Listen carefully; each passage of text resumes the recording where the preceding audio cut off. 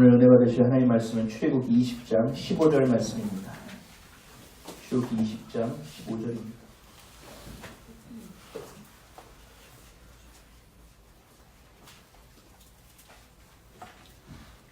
출애굽기 20장 15절입니다. 함께 읽도록 하겠습니다. 시작. 도둑질하지 말라. 한 번 더 읽겠습니다. 시작. 도둑질하지 말라. 아멘. 잠시 기도하겠습니다. 사랑해 주님 고맙습니다. 오늘도 주님을 바라봅니다. 주의 은혜를 구하옵니다. 주님의 사랑을 붙듭니다.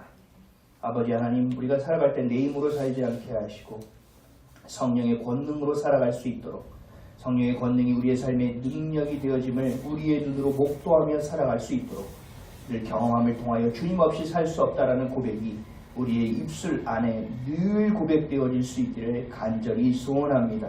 우리의 연약함이 곧 강함이 될 수 있는 이유이며, 또한 우리의 연약함이 우리의 능력이 될 수 있는 이유입니다. 하나님, 이것을 분명히 깨달아 아는 시간이 되게 하시고, 우리 하나님이 주신 말씀과 내 삶의 기준과 가치가 부딪혔을 때 오로지 주님의 말씀을 선택할 수 있는 지혜 있는 백성들이 될 수 있도록 축복하여 주옵소서. 오늘도 주님만 홀로 영광받아 주옵소서. 감사드리며 길이요 진리요 생명 되시고 우리 주인 되시는 예수 그리스도의 이름으로 기도합니다. 아멘. 할렐루야. 아멘. 할렐루야. 아멘. 앞에 옆에 다시 인사하겠습니다. 사랑하고 축복합니다. 사랑하고 축복합니다. 축복합니다. 여러분 집에서도 사랑한다는 얘기 많이 하십니까? 네. 많이 하세요. 이거 되게 중요해요. 근데 잘 안 돼요. 잘 안 돼도 해야 돼요. 저희 동원이는 뜬금없이 갑자기 지나가다 방금 사랑해요 그러고 지나가요. 그래서 그 사랑이 제가 동원이한테 제가 사랑을 많이 배워요. 뜬금없지만 저렇게 이야기하는 것이 정말 중요하구나. 저렇게 고백하는 것이 중요하구나. 여러분도 집에 가셔서 각자 자녀들과 또 서로에게 사랑한다는 고백을 많이 하셨으면 좋겠습니다. 아멘이십니까? 네. 여러분들 고백대로 되어져요. 이게 얼마나 놀라운데 이 능력을 우리가 놓치고 살아갑니다. 우리 다시 한번 옆에 사람에게 인사하겠습니다. 예수님의 이름으로 사랑하고 축복합니다. 예수님의 이름으로 사랑하고 축복합니다. 한 번 더 인사하겠습니다. 한 주 동안 고생 많으셨습니다. 건강하십니까? 네. 저는 지난 12월 31일 날 송구영신 전부터 하루 전인가요? 독감 때문에 고생하고 그 이후에 기침감기 때문에 고생하고 또 두드러기가 올라왔습니다. 그래서 또 잠을 잘 못 자고 기침이 아직도 살짝 남아있어요. 이게 건강이 완전히 바닥으로 떨어진 것 같아요. 근데 그래서 제가 올해는 정말 건강해야겠다. 매년 생각하지만 올해는 정말 건강해야겠다. 라는 반성을 되게 많이 했어요. 이거 어떻게 하면 건강해질까? 라고 생각해서 제가 먹는 것을 별로 안 좋아하는데 어떻게든 때에 맞춰서 먹으려고 지금 최선을 다하고 있습니다. 최선을 다해서 그 때의 끼니에 맞게끔 음식을 먹고, 그리고 이제는 입이 원하는 것도 별로 없지만 좀 골고루 몸이 좀 원할 수 있는 것들을 좀 취해서 가야겠구나. 그래서 좀 바짝 긴장을 하고 가고 있습니다. 그래서 제가 하나님한테 이렇게 기도했어요. 주님, 올해는 할 수 있는 것만 할게요. 너무 아둥바둥 안 할래요. 저도 작년에는 한 여름까지는 초심을 잘 지키다가 뭔가 자꾸 하나씩 하더라고요, 제가. 그래서 하는 게 나빴다는 것은 아니지만 이거에 대한 좀 오버가 됐구나라는 생각을 했어요. 그래서 그렇게 기도하고 며칠 후에 연락이 왔어요. 지금까지 제가 어디 가서 강의하거나 어디 가서 설교를 하면 다 자비량으로 했습니다. 다. 그냥 가보면 내 걸 더 주고 와야 되나? 이런 생각이 드는 것만 제가 아직까지는 가게 되기 때문에 어떻게 받을 수가 없어요. 너무 미안해서 받을 수가 없고. 근데 그 기도를 하자마자 연락이 왔는데 어디서 큐티집을 출판하는데 저한테 좀 써달래요. 글을. 페이가 있대요. 그래서 일을 줄여야 된다고 그러는데 내가 페이를 흘리는 것이 지금 어떻게 해야 되죠? 근데 아직 확정이 안 됐대요. 그래서 그러면 하나님 뜻이면 확정시켜 주시고 아니면 그냥 흘러가듯이 없애주세요. 그걸 기도했어요. 그리고 한 몇 주 지나서 또 연락이 왔어요. 중국에서 청소년 한인 교회의 연합으로 집회를 하는데 강사로 참여해달래요. 중국이요? 청소년은 제가 되게 무서워하는데 정말요? 그래서 얘기했더니 근데 돈이 좀 문제다 속으로 생각했더니 티켓을 다 대주겠대요. 그래서 그냥 몸만 오시면 됩니다. 그래서 지금 이게 제가 건강을 해야 되는데 이거 되겠습니까? 그래서 기도하고 있어요. 중요한 건 제가 그때 뭘 느꼈냐면 준비하지 않으면 하나님이 주신 기회를 얻을 수가 없구나. 내가 영적으로도 준비되어야 되지만 내가 마음 심적인 것뿐만 아니라 체력적으로도 준비가 되어 있지 않으면 절대로 기회를 얻을 수 없는 거구나라는 것을 다시 한번 깨닫게 됐어요. 저를 안타깝게 보시는 분도 계신 것 같은데 그럴 필요가 없어요. 같이 기도해 주시고 같이 힘을 내주시면 참 좋을 것 같아요. 그래서 하나님이 지경도 넓혀주시되 그냥 지경만 넓어지는 것이 아니라 우리 모두 다 같이 좀 건강했으면 좋겠고 그리고 좀 더 아프고 힘든 이들을 향하여 더 사랑을 많이 내어줬으면 좋겠습니다. 그래서 제가 이제 주소록을 맨날 드린다고 아직 못 드렸는데 이번에 주소록을 좀 드려서 서로 간에 나오지 않았으면 문자라도 좀 보낼 수 있는 좀 그런 관계가 될 수 있도록 서로가 연합되고 또 올해는 하나님이 주시는 곳을 밟아내는 자들이 될 수 있기를 주님의 이름으로 간절히 축원드립니다. 아멘. 오늘은 마음을 헤아리는 인생이라는 제목으로 함께 하나님의 말씀을 나누도록 하겠습니다. 따라하시겠습니다. 마음을 헤아리는 인생. 마음을 헤아리는 인생. 십계명 8번째 시간이고요. 출애굽기 60번째 시간입니다. 도적질한다는 건 뭘까요? 도적질한다.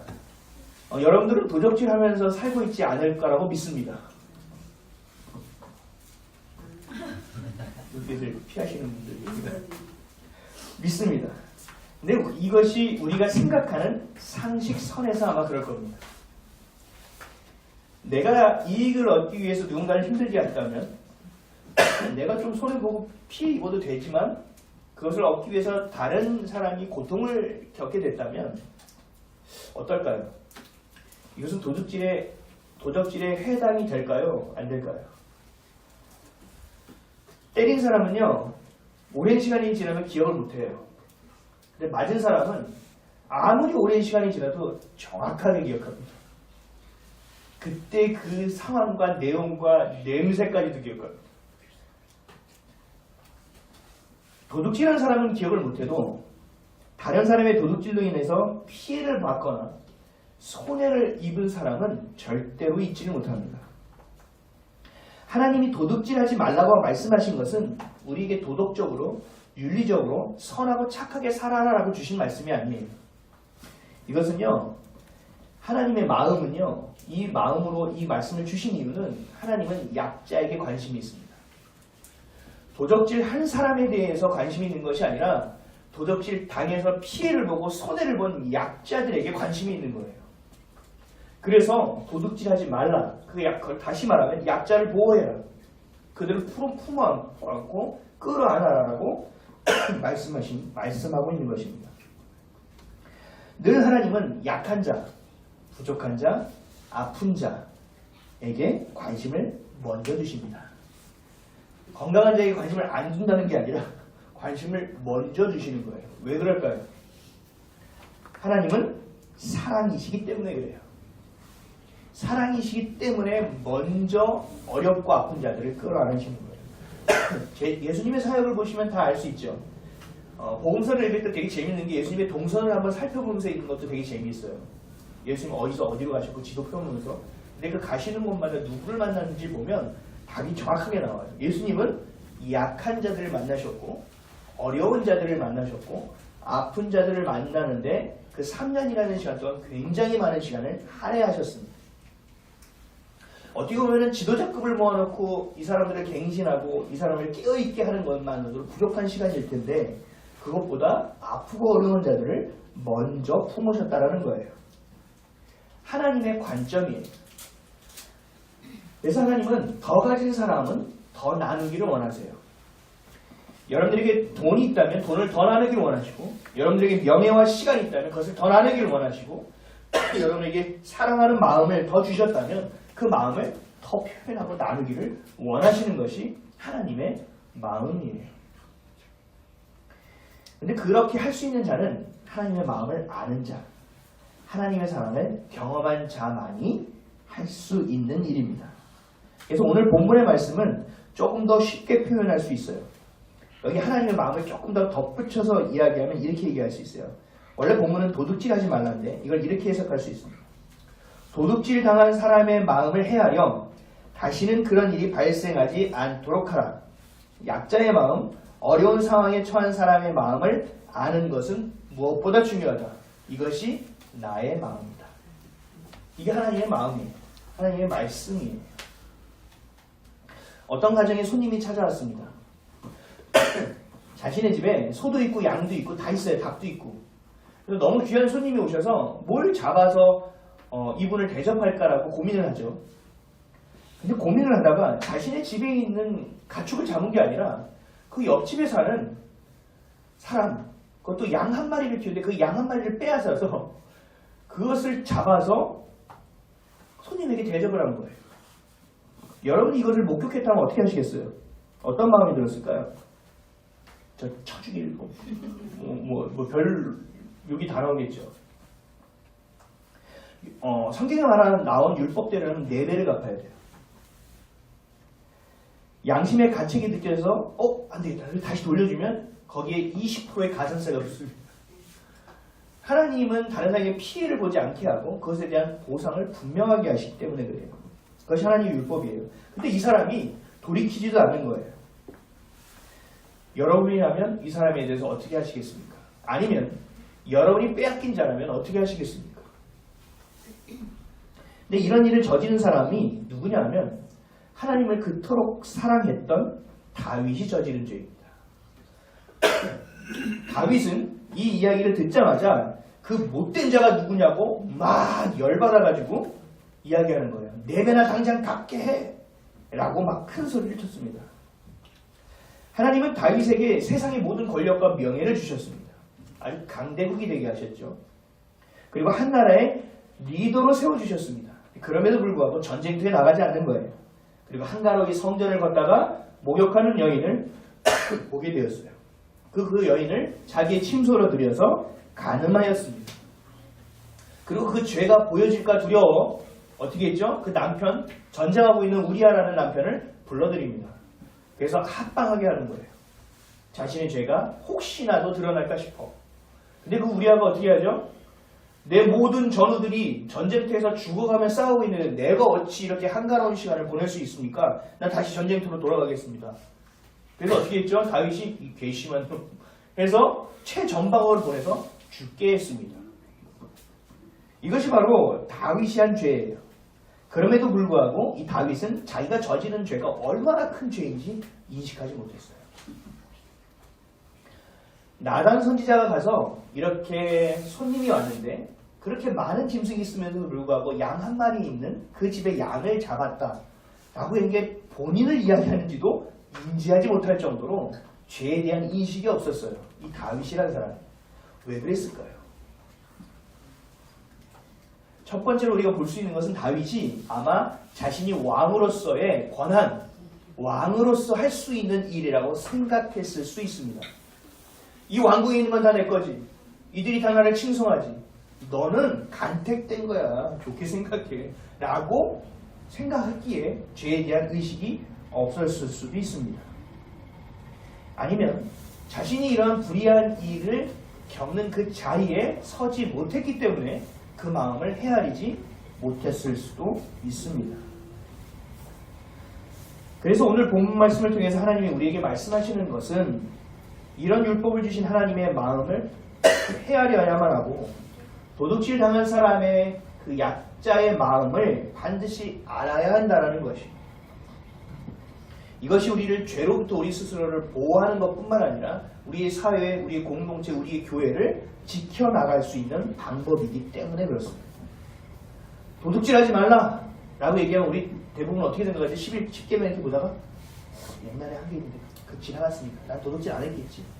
나는 이런 건 난 괜찮아. 이 정도는 이라고 생각하겠지만 그런 1차원적인 내용이 아니라는 거예요.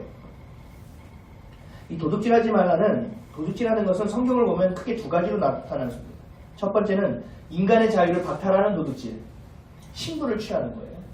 신명기 24장 7절에 사람이 자기 형제 곧 이스라엘 자손 중 한 사람을 유인하여 종으로 삼거나 판 것이 발견되면 그 유인한 자를 죽일지니 이같이 하여 너희 중에서 악을 제할지니라. 이 도둑질하는 것이 그 사람의 생명, 그 사람의 신분을 취하는 거예요. 어쩔 수 없이 노예의 신분이 된 자라고 하더라도 이렇게 말씀하십니다. 출애굽기 21장 2절에 내가 히브리 종을 사면 그는 여섯해 동안 섬길 것이요 일곱째 해에는 몸값을 지불하지 않고 나갈 자유인이 될 것이며 이것은 하나님께 있다는 것을 분명히 하는 거예요. 너희가 속박하고 취할 수 있는 것이 아니라고 말씀하시는 거예요. 이것이 성경에서 말하는 첫 번째 도둑질이에요. 두 번째는요, 생명이 아니라 돈이나 물품을 얘기해요. 출애굽기 22장 7절에 사람이 돈이나 물품을 이웃에게 맡겨 지키게 하였다가 그 이웃집에서 도둑을 맞았는데 그 도둑이 잡히면 갑절을 배상할 것이고. 돈과 물품이 굉장히 중요한데 그냥 중요한 것이 아니라 이 또한 생존과 그 삶을 보장해주는 것이기 때문에 중요하다는 거예요. 생명과 직결되어 있기 때문에. 결국은 돈은 우리가 살아갈 필요한 수단이 가장 중요한 것은 아니라는 거예요. 만약에 여러분 돈이 가장 중요한 것이라고 생각한다면 하나님 주신 범주를 넘어버리는 거예요. 세상은 다 누구의 것이죠? 하나님의 것이죠. 우리의 것이 없어요. 그렇기 때문에 어쩔 수 없는 상황이 노예가 되어도 7년째는 해방을 시켜주는 거예요. 빚을 져서 내게 남겨진 땅이 팔리고 채무자가 되어도 50년이 되는 그 신년이 될 때는 그 하나님이 주셨던 땅의 모습을 그대로 다시 회복시키시는 거예요. 왜요? 그 땅은 누구 거기 때문에? 하나님의 것이기 때문에 그렇다는 거예요. 시편 24편 1절에 이렇게 말씀하세요. 땅과 거기에 충만한 것, 세계와 그 가운데 사는 자들은 다 여호와의 것이로다. 아멘. 우리가 먹고 살아가는 것은 내가 수고하고 내가 힘들게 일해서 먹고 번 것처럼 보여지지만 그렇지 않다는 거예요. 하나님의 능력 없이는 불가능하다는 거예요. 여러분들이 소유하고 있는 모든 것들은 하나님이 내어주셨기 때문에 갖고 있을 수 있다는 것을 분명히 얘기하시는 거예요. 신명기 8장 17절에서 18절에 그러나 내가 마음에 이르기를 내 능력과 내 손의 힘으로 내가 이 재물을 얻었다 말할 것이라. 내 하나님 여호와를 기억하라. 그가 내게 재물 얻을 능력을 주셨습니다. 이같이 하시면 내 조상들에게 맹세하신 언약을 오늘과 같이 이루려 하십니다. 아멘. 기억하라. 내게 재물 얻을 능력을 누가 줬다고요? 하나님이 주셨다라는 거예요. 그렇기 때문에 내가 수고하고 한 달 동안 일해서 얼굴 받는 것은 내 수고로 받는 거라고 착각하지 말라는 거예요. 그것 또한 하나님의 은혜라는 겁니다. 내가 살고 있는 집, 내가 타고 다니는 자동차, 내가 입고 다니는 옷, 이 모든 것을 내가 소유한 것처럼 보이지만 그것은 하나님이 우리에게 선물로 주신 거라는 거죠. 이 땅을 살아가기에 필요하기 때문에. 하나님은 우리 삶에 필요한 만큼만 주십니다. 이것이 바로 그것을 우리가 깨닫는 것. 이것이 바로 하나님의 주권을 인정하는 인생입니다. 하나님이 나의 그리스도이십니다. 나의 구원자이십니다. 라고 우리가 고백하는 삶이에요. 우리 창세기 1장을 보면 하나님께서 막 지으시고 만드시죠. 그러면서 뭐라고 말씀하시죠? 보기에 좋았더라. 그러면 옛날 그 구봉서라는 그 코미디언이 있었는데 아세요? 그분이 장로님으로 돌아가셨고 소천하셨거든요. 그분이 처음에 성경책 창세기를 읽으면서 그렇게 얘기하셨대요. 뭐야, 지가 만들고 지가 다 좋대. 원맨 쇼를 하는구만. 그걸 읽으셨다는 거예요. 근데 하나님이 무언가를 만드시고 좋아한 이유가 뭔지 아세요? 하나님의 그림에는 우리가 있는 거예요. 우리라는 존재를 두고 하나님이 우리에게 선물해 주실 것을 하나씩 만드시는 거예요. 그리고 우리가 받았을 때 너무나 좋아하는 모습을 생각하시는 거죠. 그러니까 좋았더라. 여러분 누구에게 선물할 거를 생각하면은 그 사람이 기뻐할 것을 생각해서 선물하지, 아유 지가 받든지 말든지 난 주면 됐지, 이러고 선물하는 경우는 거의 없다는 거죠. 정말 그 기쁨을 누리기 위해서 한 거예요. 우리가 살아가는 모든 것은 여러분의 소유가 없어요. 죄송하지만 다 이거 뭐예요? 하나님 우리에게 주신 선물이에요. 근데 선물을 줬는데 우리는 이렇게 얘기하는 거죠. 쟤는 좋은 거 주고 나는 이게 뭐야. 그러면 선물 주신 분의 마음은 어떨까요? 슬프죠. 저한테 다시는 선물 주고 싶지 않은데 이런 마음이 들지 않을까요? 가장 지혜롭다는 솔로몬 왕도 노년에 이렇게 고백했습니다. 전도서 5장 15절에 그가 모태에서 벌거벗고 나왔은즉 그가 나온 대로 돌아가고 수고하여 얻은 것을 아무것도 자기 손으로 가지고 가지 못하리니. 아멘. 벌거벗고 태어났고 또 하나님께 돌아갈 때는 또 아무것도 가지고 가지 않는다라는 얘기예요. 결국 우리 이 땅에 살아가는 모든 필요는 주님이 채우실 것이고 그것은 하나님이 우리에게 주시는 선물이다라는 거죠. 사도 바울도 이렇게 얘기해요. 디모데전서 6장 7절에서 8절에 우리가 세상에 아무것도 가지고 온 것이 없으매 또한 아무것도 가지고 가지 못하리니 우리가 먹을 것과 입을 것이 있은즉 족한 줄로 알 것이니라. 아멘. 모든 것은 하나님의 소유라는 거예요. 이 성경의 곳곳에서 계속 드러나는 이야기예요. 하나님의 것이에요. 내 것은 없다라는 얘기예요. 그래서 여러분들 세상의 것에 집착하지 말아야 돼요. 그렇죠? 선물을 누가 줬는지를 생각해야지 그 선물에 집착해서는 안 돼요. 그리고 여러분 이 땅의 것을 쌓아둬서도 안 돼요. 축적해서도 안 돼요. 만나를 쌓아놓으면 어떻게 됐어요? 썩어버렸죠. 그런 존재가 되어진다는 거예요. 여러분들 쌓아놓고 살아가는 것은요, 집안에 벌레 생기게끔 만들고 살아가는 거예요. 벌레가 꼬이게 만드는 짓이에요. 이것이 바로 하나님의 소유라고 인정하는 자들이 살아가는 모습입니다. 그래서 우리는 하나님도 섬기는 것이 아니라 하나님만을 섬겨야 돼요.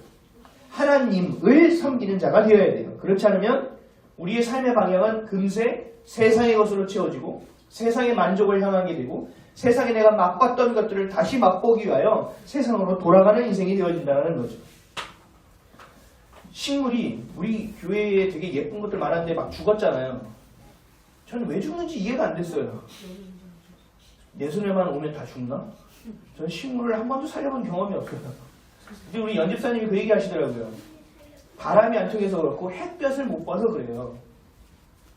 우리 인생도 똑같아요. 여러분, 하나님이라는 햇볕이 그 은혜의 빛이 여러분에게 쬐지 않으면 내리쬐지 않으면 여러분 시들어버려요. 그게 우리 인생이에요. 우리 민영이네 얼마 전에 강아지 보리 윤영이네 키우잖아요. 걔가 주인이 없이 밖에서 기어다닌다고 생각해보세요. 기어다닌다고 생각해봐요. 떨면서. 주인이 있으니까 집에 와서 케어받고 뭐 약도 먹고 주사도 맞고 밥도 먹고 낑낑거려도 똥도 치워주고 다 해주잖아요. 왜요? 주인이 있기 때문에 그렇다라는 거예요. 우리의 인생은 모든 것이 주님의 주권 안에서 이루어지는 일들이기 때문에 여러분들이 하나님을 떠나서는 살 수가 없어요. 여러분들이 하나님의 사랑 안에 머물지 않으면 여러분들의 필요는커녕 여러분들 안에 만족은커녕 세상에서 치는 존재밖에 될 수 없어요. 성경에서 뭐라고 하셨습니까? 소금이 그 맛을 잃으면 어떻게 돼요? 밟히고 치이는 인생이 되는 거예요. 아무것도 아닌 인생이 돼버린다는 거예요. 근데 음식 여러분 설렁탕 드실 때 소금 안 넣으면 어떻게 돼요? 아 이거 밍밍해서 무슨 맛을 먹어. 그 몇 알이 그 맛을 주는데 그것이 맛을 잃어버리면 버려진다는 거예요. 그게 우리의 모습이에요. 우리가 소명과 사명으로 살아가야 될 이유라는 것입니다. 우리 자녀들은 잘 모르죠. 기분 나쁘면 나 나가서 살 거야. 내가 나가서 살 거야. 그럼 내가 마음대로 TV 보고 뭐 마음대로 라면 끓여 먹고 싶으면 끓여 먹고 뭐 게임하고 싶으면 게임할 거라 생각하죠. 나가면 어떻게 해야 돼요? 월세 내야지. 그렇죠. 그건 제가 교육시켰어요. 월세 내고 전기세 내야 되고 모두 사 먹어야 되고 겨울에는 보일러 여름에 에어컨 켜야 되고 이게 돈이 얼마나 많이 들어가는데 그 개념이 없는 거예요. 그렇죠? 우리도 그래요. 철이 들지 않고 영적으로 거듭나지 않으면 내가 마음껏 살 수 있다고 생각해요. 하나님의 관심 너무 부담스러운데 내가 알아서 살아야지. 나가서 살면 편할 거라고 생각하죠. 아니라는 거예요. 그래서 이제 청년들은 그게 편할 거라고 하면 너 그렇게 살아봐라고 얘기해요. 살아봐. 우리가 비를 피하고 추위를 피할 집이 있고 자녀들아 내가 먹을 수 있고 입을 수 있고 따뜻한 집에서 살 수 있는 이유는 뭐야? 너희들에게 부모님이 있기 때문에 그렇다는 거야. 근데 우리 자녀들 뿐이 아니죠. 우리 성도들도 똑같죠. 하나님이 여러분들에게 능력을 주시고 수고할 수 있게 해주시고 그 안에서 하나님께서 은혜를 끼쳐주셔서 여러분들에게 따뜻한 집에서 살 수 있게 해주시고 먹을 수 있게 해주시고 병이 들어도 회복할 수 있게 해주시고 또 많은 이들을 붙여주셔서 사람으로 살아갈 수 있게 해주시고 때때로 넘어지고 낙심하여 정말 괴롭지만 또 다른 사랑과 은혜와 관심을 부어주셔서 다시 일어나 살 수 있게 해주시는 거. 이게 바로 하나님이 우리에게 해주시는 일이고 하나님이 우리 아버지이기 때문에 당연히 해주시는 일이라는 겁니다. 하나님을 떠나서는 살 수가 없는 거예요. 우리가 하나님의 품 안에 있을 때 고아와 같이 살지 않는 거예요. 나 혼자 외롭게 홀로 놓여있고 내 인생을 나 혼자 책임지는 그 무겁고 어려운 인생을 살지 않고 케어하는 인생이 되시는 거예요. 요한복음 14장 18절에 이렇게 말씀하시죠. 내가 너희를 고아와 같이 버려두지 아니하고 너희에게로 오리라. 아멘. 왜요? 하나님의 주권을 인정하는 게 뭐예요? 하나님이 나의 아버지임을 인정하는 거죠. 그럼 아버지가 자녀에게 해야 될 건 뭐예요? 먹이고 입히고 재우고 살아가는 것 모든 것을 챙겨주는 필요를 채워주시는 것은 아버지가 할 일이잖아요. 안 그래요? 이뿐이 아니죠. 뭐라고 말씀하시죠? 내가 영원히 너와 함께 하겠다고 말씀하시잖아요. 예수님이 이 땅에서 승천하시면서 뭐라고 말씀하셨어요? 내가 너를 떠나는 것이 너에게 유익이다. 왜? 보혜사 성령님이 너희와 늘 함께 하시기 때문에 24시간 너는 대화할 수 있고 24시간 나와 동행할 수 있다. 24시간 너는 나와 이야기할 수 있다. 그렇기 때문에 너에게 유익이다라고 말씀하시잖아요. 그뿐이에요. 보혜사 성령님이 우리가 함께 하시는 건 뭐예요? 무엇을 말할지, 무엇을 생각해야 될지까지도 가르쳐 주신다잖아요. 아, 이게 얼마나 극진한 케어입니까? 그럼에도 불구하고 케어 받는 걸로 생각도 안 하고 살아요. 하나님의 딸들이면서 나가서 시녀처럼 살아요. 시종처럼 살아요. 굽신굽신거리고. 어디서 을은 을답게 살라는 말이 어디 있어요, 성경에? 아니죠. 앞에 가서 예의 범절은 갖춰야 되지만 내 안에서 영은 어떻게 돼요? 선포해야죠. 보험하러 가서 너 보험 들을지어다. 너 필요한 사람들 내게 다 보여주고 만나게 될지어다. 선포해야 될 거 아니에요. 안 그렇습니까? 우리 자녀님 다니면서 다 우리 타일을 쓸지어다. 타일에 유행이 올지어다. 선포하며 살아가야 되는 거 아닙니까? 그게 바로 하나님의 자녀답게 사는 모습이에요. 하나님의 자녀답게. 어떻게 한다고요? 방법이요. 여러분들이 하나님의 소유임을 인정하시면 돼요. 난 하나님의 것입니다. 하나님이 나의 전부입니다. 라고 인정하면 돼요. 그리고 여러분들의 생각대로 살아요? 아니요. 주님의 생각이 무엇인지를 묻고 그 뜻대로 순종하는 삶. 얼마나 편해요. 그렇죠? 제가 예수 믿고요. 얼마나 자유해졌는지 아세요? 제가 정말 꼼꼼한 스타일이었거든요. 막 플랜 BC까지 짜는 스타일인데 시간까지 제가 막 다 짜는 사람이었어요. 얼마나 힘들었겠어요. 그렇죠? 근데 예수님을 믿고 나서 그 믿음의 마음이 생기니까 너무 편안한 거예요. 이렇게 해도 주님이 여기 옮기시려면 이렇게 옮기실 텐데 뭐. 내가 이렇게 해도 내가 찌그러져도 하나님이 세워서 펴주시면 되는데 뭐. 이게 믿음이 생기니까 얼마나 자유할지 몰라요. 너무 자유해요. 진리가 너희를 자유케 하리라. 남들이요 여러분들 마음을 헤아리지 못해도 돼요. 여러분 어디 가서 인정 못 받아도 돼요. 왜요? 주님 한 분만큼은 우리를 눈동자처럼 지키고 계시다거든요. 여러분 눈동자 이렇게만 해봐요. 눈 팍팍팍 하죠. 그래서 푹 찔러서 눈을 맞이할 일이 별로 없어요. 이 눈꺼풀이 너무 빨리 다치거든요. 자동으로 본능적으로. 그만큼 하나님이 우리를 케어하고 계시다니까요. 여러분이 인지하지 않아도 그렇게 케어하시는 분이 하나님이에요. 그러니까 하나님이 아버지신 거예요. 여러분들의 아버지 생각하지 마세요. 좀 많이 왜곡되어 있거든요. 죄송하지만. 하나님 아버지는 모든 것을 케어해 주시는 분이에요. 그래서 여러분 남과 비교하지 마시라고요. 내게 있어도 자족하는 걸 배우지 못하고 맨날 이래. 쟤는 더 좋은 거 줬네. 나는 이게 뭐지? 주님은 저 사람은 저런 것도 주셨네. 내 기도가 부족해서 그런가? 하나님 왜 그러시지? 이렇게 생각하지 마시라고요. 하나님이 내게 맞는 것을 주셨다는 믿음을 가지셔야 돼요. 이게 바로 자족하는 신앙이에요. 자족하는 신앙. 우리가 왜 자꾸 돈을 생각하고 자꾸 욕심을 갖냐면요. 내 형편이 모자르다고 생각하기 때문이에요. 내가 늘 부족하다고 생각하기 때문이에요. 우리가 행복지수 측정할 때 많은 사람이 물어보죠. 당신은 행복하십니까? 우리나라 어떻게 돼요? 몇 %의 기억이 안 나는데 웬만한 후진국보다 행복지수가 뚝 떨어져요. 행복하지 않대요. 행복하지 않대요. 여러분 행복하십니까? 왜 행복하지 않냐면 자꾸 비교하니까 그래요. 자꾸 비교하니까. 예전에 제가 무슨 일이 있어서 호텔을 갔는데 남들 차는 다 열어주더라고요. 저만 안 열어주더라고요. 예, 제가 봐도 열어주고 싶진 않은 차를 열었어요. 그래도 기분이 되게 섭섭하더라고요. 아, 이 맛의 세상에서는 좋은 차를 타는구만. 그러면서 제가 주변에 들었어요. 아, 나도 한번 타볼래요. 이렇게 하다가 제가 생각했어요. 야, 이 아무것도 아닌 것에 이 본능적인 것에 내 본질을 또 빼앗기고 있구나. 이것을 보는 것이 아니라 내가 그러면 잘 돼가지고 그 벨보이를 찾아가가지고 차를 딱 대고 네가 연하냐나 보자 이렇게 할 거예요? 그것도 아니잖아요. 그런 의미가 없다는 거예요. 내가 혼자 비교하고 내가 혼자 생각하는 너무나 바보 같은 처절한 인생을 살고 있는 거예요. 결국 우리 계산에 누가 없어요? 하나님 아버지가 없으니까 이런 일이 계속 벌어지는 거예요. 남보다 내가 덜 갖고 있다고 생각하는 거예요. 감사를 놓치는 거죠. 디모데전서 6장 9절에서 12절에 이렇게 말씀하세요. 부하려 하는 자들은 시험과 올무와 여러 가지 어리석고 해로운 욕심에 떨어지나니 곧 사람으로 파멸과 멸망에 빠지게 하는 것이라. 돈을 사랑하기 일만하게 뿌리가 되나니 이것들을 탐내는 자는 미혹을 받아 믿음에서 떠나 많은 근심으로써 자기를 찔렀도다.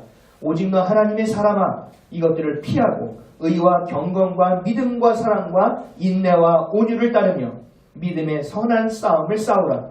영생을 취하라. 이를 위하여 내가 부르심을 받았고 많은 증인들 앞에서 선한 증언을 하였도다. 아멘.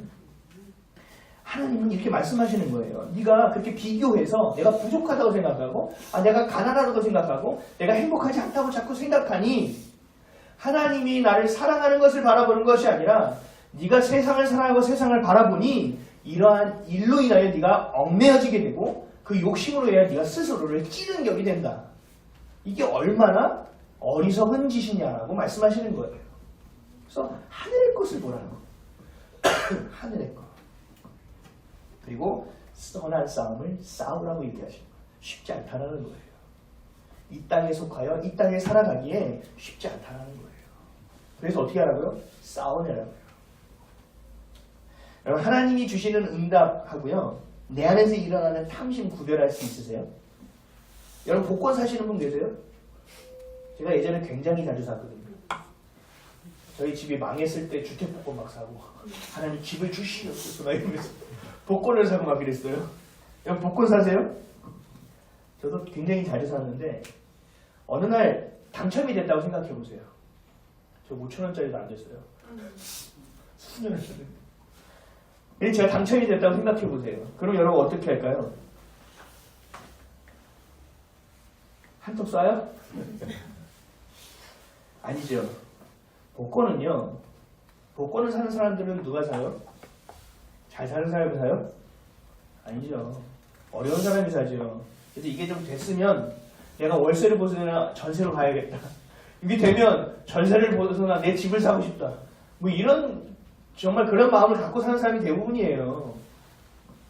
근데 그렇게 살 때 그냥 돈만 주고 사요? 아니죠. 기대와 소망까지 주고 사죠. 그렇죠? 근데 누군가가 됐어요. 그럼 누군가가 안 됐겠죠. 그럼 이게 좋은 일이에요? 그들의 기대와 소망과 그 쌈짓돈을 내가 다 뺏어가는 거예요. 제가 5번가요? 이게 되면 우리는 하나님이 응답하셨다고 생각해요. 아니요. 천만에요. 여러분들의 탐심이에요. 하나님은요. 그렇게 불로소득을 주시는 분이 아니세요. 그 불로소득이 줄 때는 그 이유가 또 있어요. 만약에 내가 2억이 됐다 그러면 갑자기 교회에서 건축원금 시작합니다. 뭐 이런 얘기해요. 왜냐면 하나님이 어디에 쓸 데가 있으니까 주시는 거죠. 근데 복권으로 주시진 않을 거예요. 당첨되어도 애초에 내게 아니라는 거죠. 자, 우리가 이제 성전이 좀 커져야 된다는 인식들은 다 하고 있어요. 그래서 여기가 좀 됐으면 좋겠다라는 마음들이 다 있어요. 그렇죠? 근데 여러 가지 좀 리스크도 있지만 어쨌든 간에 근데 역사물이 이제 재계약을 했어요. 이미 물은 좀 건너갔어요. 우리 이제 액면상으로는. 근데 어느 날 갑자기 장사가 안 된대요. 그래서 문을 닫는데요. 그래서 어느 날 꼭 조금 저한테 와가지고 목사님 혹시 저희 나가야 되는데 혹시 여기 같이 계약할 의향이 있으세요? 저희 나가야 되는데 계약을 해서 바로는 못 나가요. 제가 구해야 돼요. 그럼 제가 어떻게 할까요? 쾌재가 났네. 우와 신난다. 장로님한테 전해서 장로님 신나는 일이 생겼어요. 이렇게 얘기하면 될까요? 아니죠. 잘못됐죠. 저는 어떻게 기도했는지 아세요? 하나님 잘 돼서요. 좁아서 넓은 데로 이사하게 해주세요. 아니면 우리 넓은 데로 보내주세요. 그렇죠? 뭐가 맞아요? 드디어 하나님 응답하셔서 망했구나. 하나님은 우리에게 넓혀주셨어. 이렇게 생각하실 거예요? 하나님의 응답하심과 우리의 탐심과 탐욕을 구별할 수 있어야 돼요. 그러려면 여러분의 관점이 어디 있어야 돼요? 하나님께 있어야 되죠. 여러분들의 기준으로 판단합니까? 아니요. 하나님의 기준으로 생각해야죠. 이게 바로 오늘의 본문이에요. 네 뜻대로 생각하는 것이 아니라 그 상대방을 해야 되라는 거예요. 첫 번째 상대방이 누구예요? 하나님의 마음이라고요. 그것만 헤아려도 여러분 100% 분별이 가능합니다. 모든 일 가운데서도 어떤 일 가운데서 갈등 오래 하지 않을 수 있습니다. 하나님의 마음은 아니다. 사랑하는 성도 여러분, 여러분들 아마 말씀을 많이 몰라도 말씀대로 살려고 애쓰고 있을 거예요. 하지만 여러분이 누군가의 것을 도둑질하며 살고 있을 수도 있습니다. 다윗이 자신의 죄를 인식하지 못했듯이 우리 또한 그렇게 인식하지 못하고 살아갈 수도 있습니다. 내가 평소에 가졌던 기준, 내가 지금까지 살아왔던 신념, 이런 것들이 하나님이 주신 기준의 말씀보다 앞서갈 때가 있다는 거예요. 그럴 때 우리는 나도 모르게 다윗처럼 도둑질하는 인생을 살게 되어질 수도 있다는 거예요. 욕심과 탐심은 결국 돈을 사랑하고 세상의 마음을 뺏겼기 때문이에요. 예수를 그리스도로 믿고 또 예수님을 사랑하고 또 서로 사랑하고 돈을 사용하는 자들이 되어져야 돼요. 여러분 돈을요 사랑하지 마시고 돈을 제발 사용하세요. 돈을 쌓아주지 마시고요 제대로 사용하세요. 왜요? 그게 누구 거기 때문에요? 하나님 거잖아요. 여러분들 달란트 비유 아시죠? 한 달란트 받는 자처럼 여러분들 잘 묻어두고 주여 이자를 붙여주고 혹시 이러고 계신 건 아니에요? 요즘 이자 붙는 거 글렀어요. 대단한 일이에요. 글렀어요. 더 좋은 세상이에요. 여러분 말씀대로 살 수 있는 세상이에요. 빌립보서 4장 11절에서 13절에 이렇게 말씀하십니다. 내가 궁핍함으로 말하는 것이 아니니라 어떠한 형편에든지 나는 자족하기를 배웠노니 나는 비천에 처할 줄도 알고 풍부에 처할 줄도 알아 모든 일 곧 배부름과 배고픔과 풍부와 궁핍에도 처할 줄 아는 일체의 비결을 배웠노라. 내게 능력 주시는 자 안에서 내가 모든 것을 할 수 있느니라. 이 일체의 비결이 뭔지 아세요? 이거 다 하나님 거구나. 이거 하나님이 하시는 일이구나. 아, 이거 하나님께 달려있구나. 라는 것을 알았다라는 거예요. 그러니까 얘기하죠. 내게 능력 주시는 자 안에서 내가 모든 것을 할 수 있구나. 아, 하나님이 하실 수 있으면 하는 거구나. 그럼 중요한 건 뭐예요? 하나님이 원하시는 것이 무엇인지 알아야 되고 그 원하시는 자리에 내가 있어야 되고 원하시는 일을 내가 해야 되죠. 하나님 원하시는 방법대로 하나님 원하시는 때에 맞게. 그거밖에 없어요. 우리는. 땅도 돈도 직업도 생명도 모두 누구의 것이라고요? 하나님의 것이기 때문에 그래요. 하나님이 원하시는 대로 빚으시는 거예요. 옆 사람은 금그릇인데 나는 금도 빨리 가는 질그릇이네. 아, 나 진짜 왜 난 금그릇이 아니야? 아, 그래서 한타라고 그래도 뭐 그릇은 그릇이니까 근데 옆에 또 은그릇이네. 아, 진짜 요즘 왜 이래 내 주변에 금그릇 은그릇밖에 없어. 짜증나. 라고 할 때 아니라는 거죠. 왜요? 그 빚으시는 분이 누구예요? 토기장이. 토기장이가 빚는 토기장이 마음이죠. 안 그래요? 토기장이 마음대로 빚는 거 아니에요? 맞죠? 하나님 왜 나를 이렇게 빚으셨습니까? 따지는 게 아니라 그 안에서 나의 쓰임이 무엇인지를 보고 그 안에 있는 모든 것을 소유하고 누리고 다스리며 살아갈 수 있는 모든 축복과 권한을 다 주셨어요. 그래서 그것을 우리는 사용해야 돼요. 지금 내게 있는 형편과 소유, 생명, 자녀 이 모든 것은 하나님이 아담과 하와에게 에덴 동산을 위탁해 주셨던 것처럼 우리에게 위탁해 주신 거예요. 우리에게 일임해 주신 거예요. 네가 관리하라. 여러분 한 명 한 명이 보통 존재가 아닌 거예요. 여러분 내 자녀를 누구에게 맡겨가지고 키워달라고 할 수 있어요? 그 사람을 얼마나 믿어야지 가능한 일일까요?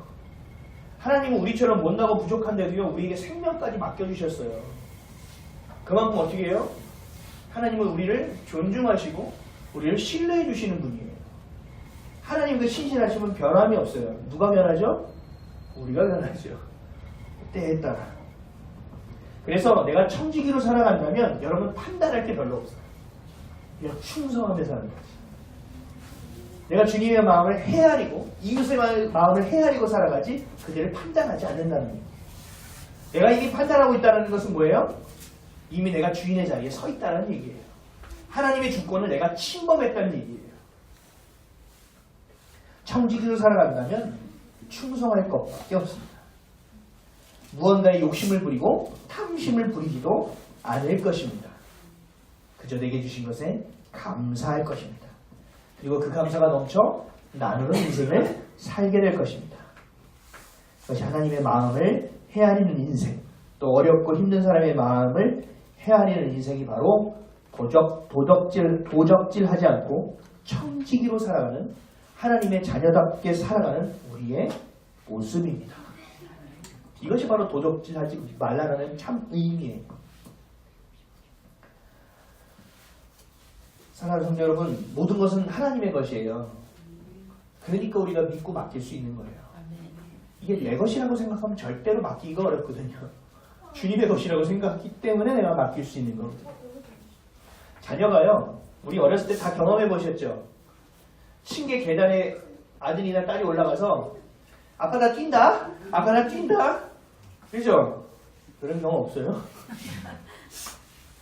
대부분 그러거든요. 뛴다 그러면 부모가 뭐라고 하죠? 야 안돼. 야 너의 하중과 이 중력과 이 모든 것을 계산해 볼 때 지금 내가 너를 안을 수 있는 확률이 30% 미만이야. 절대 뛰지 마. 이런 부모가 있어요? 아니면 뛰는 자녀가 뛰면서 우리 아버지가 저래 허리를 약간 삐끗해서 이거 절고 다녔던 말인데 우리 아빠가 좀 나를 이렇게 앉다가 맨날 떨어뜨리고 맨날 칠칠맞는 우리 아빠가 나를 놓칠 수도 있을 것 같은데 이러면서 자녀가 아빠한테 뛴다 그런 자녀 있어요? 없어요. 자녀는 어떻게 왜 뛰어요? 미쳐서 뛰어요? 왜 뛰죠 자녀가? 부모라는 것을 믿기 때문에 뛰는 거예요. 그렇죠? 믿기 때문에 뛴다고요. 어떤 계산도 없다고요. 그게 부모와 자녀의 관계예요. 우리에게도 그런 믿음이 필요하다고요. 여러분이 그 믿음을 경험하려면요. 여러분들이 배팅해야 돼요. 뛴다, 뛸 거야, 뛰어야지, 뛸 수 있어요? 이게 아니라 그냥 뛰라고요. 그게 경험이 있어야 내가 안겨보는 경험이 있고, 이 믿음 가운데 이렇게 안아주시는 경험이 있지, 그것도 없이 맨날 재고만 있는 거예요. 빌립보서 말씀하셨으니까 오늘 반드시 뛸 거야. 뛰어야지. 근데, 보니까 예수님이 그때 그 일을 하신 것도 다 하신 건 아닌데, 은사 중지론자들은 사도행전 시절에 이미 의사는 끝났다고 하던데 과연 가능할까? 맨날 이런 생각하고 있으니까 믿음이 안 생기는 거예요. 사랑하는 성도 여러분, 오늘도 주님은 살아계십니다. 전 그 얘기가 다니엘 기도회 때 그 안호성 목사님인가요? 그분이 말씀에 아직도 꽂혀 있어요. 그분이 뭐라면 하나님은 시퍼렇게 살아계시다는 그 단어가 저한테 굉장히 와서 박혔어요. 그렇지, 시퍼렇게 살아계시지. 시퍼렇게 살아계시지. 근데 우리는 맨날 뭐예요? 믿는 자들이 이 사람이 귀신같이 알더라고. 하나님을 믿는 자가 정말 희한한 얘기들을 하고 있어요. 귀신같이 한다는 건 도대체 무슨 얘기예요? 믿는 자들이. 그쵸? 사랑하는 성도 여러분, 빌립보서 2장 1절에서 5절에 이렇게 말씀하십니다. 그러므로 그리스도 안에 무슨 겉면이나 사랑의 무슨 위로나 성령의 무슨 교제나 긍휼이나 자비가 있거든 마음을 같이하여 같은 사랑을 가지고 뜻을 합하여 한 마음을 품어 아무 일에든지 다툼이나 허영으로 하지 말고 오직 겸손한 마음으로 각각 자기보다 남을 낮게 여기고 각각 자기 일을 돌볼 뿐더러 또한 각각 다른 사람들의 일을 돌보아 나의 기쁨을 충만하게 하라. 너희 안에 이 마음을 품으라. 곧 그리스도 예수의 마음이니. 아멘. 이게 뭐예요? 너희들을 위해서 살라는 거예요? 아니요. 하나님의 마음을 헤아리고 이웃의 마음을 헤아려 이것으로 살아가라. 이것이 뭐라고요? 나의 기쁨이 충만하게 되는 일이라고 말씀하시는 거예요.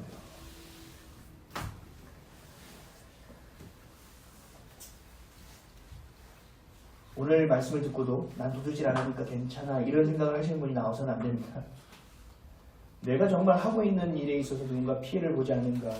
그래서 피해를 본다면 내가 회개하고 다시 돌이켜 주님의 마음을 헤아리는 자가 되셔야 합니다. 내가 누군가에게 뭔가 착한 일을 하는 것은 내가 인정받으려고 하는 것이 아니에요. 하나님의 마음을 헤아리는 자들이 할 수 있는 일이라는 거죠. 절대로 판단하지 마시고 하나님의 자녀답게 사세요. 근데 그 자녀답게 살아가는 안에 여러분들 이 100년 안에 누리지도 못할 것들이 수도 없이 쌓여 있습니다. 여러분 사용하십시오. 누리십시오. 그래서 예수 그리스도의 마음으로 한 주를 살아가는 저 여러분 되시기를 주님의 이름으로 간절히 축원합니다. 기도하겠습니다. 사랑해 주님 고맙습니다. 오늘도 우리를 사랑해 주셔서 하나님의 마음을 헤아릴 수 있는 마음을 주시고 또 이웃의 마음을 헤아릴 수 있는 마음을 허락하여 주셔서 감사합니다. 하나님 도적질하지 않는 인생이 되게 하여 주시옵소서. 내가 알게 모르게 지은 죄의 허물들도 주님의 보혈로 우리를 깨끗이 씻어주시고 우리가 알아야 될 것이 있다면 알게 하여 주셔서 다시 범하는 일이 생기지 아니하도록 주님 기쁨을 충만하게 하는 우리의 삶이 되어지게 하여 주옵소서. 감사드리며 예수 그리스도의 이름으로 기도합니다. 아멘.